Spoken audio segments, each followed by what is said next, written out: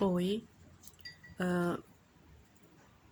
esse vídeo de hoje é para falar sobre o que um amigo meu falou a respeito do que eu publiquei e na visão dele que ficou feio, tudo que eu falei por ter sido bem explícita, né, nos detalhes. E eu gostaria de dizer para ele, para pessoas que pensam como ele, que feio é para quem fez, não para quem sofreu. E que é por esse tipo de pensamento que cada vez acontece mais coisas com mulheres, mais abusos com mulheres e com crianças da forma que acontece e fica escondido, porque isso fortalece o abusador, porque as pessoas ficam com medo.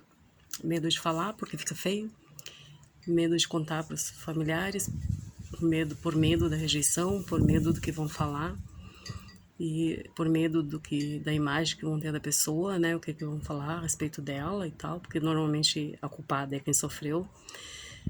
E então acho que assim, acho que chega desse tipo de pensamento preconceituoso, né?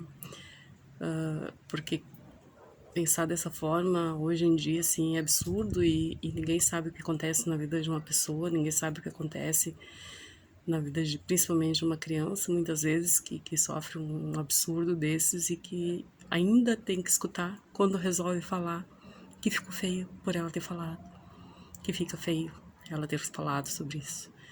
Então, eu acho que deveriam pensar um pouco mais a esse respeito, porque, na minha visão, quanto mais pessoas tiverem coragem de falar, quanto mais pessoas conseguirem gritar aquilo que aconteceu, eu acho que menos covardes vai existir para fazer esse tipo de coisas. E eu não consigo entender, assim, como que ainda tem pessoas que pensam mais no quanto ficaria feio, no quanto é feio uma pessoa falar o que sofreu, sem ter a mínima ideia da dor que causa, da dor que causou um absurdo desses. Então, antes de fazer um julgamento desse, deem uma olhada nos vídeos, pensem, reflitam um pouco mais sobre isso, assim, sobre essa visão, meu pensamento torpe, que é feio.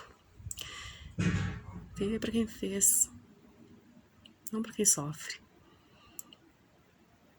Eu não tenho orgulho nenhum do que aconteceu comigo, muito pelo contrário, eu daria tudo para que não tivesse acontecido, mas aconteceu. E sim, eu escondi por muito tempo, eu nunca falei. E hoje eu sofro as consequências disso, né? Desse silêncio. Meu corpo sofre com isso e só eu sei o quanto. Então eu acho que se vocês querem falar algo, olhem todos os vídeos e tentem entender tudo o que aconteceu e por que de eu estar falando sobre esse assunto dessa maneira, dessa forma. Isso não é para me vitimizar, nem para...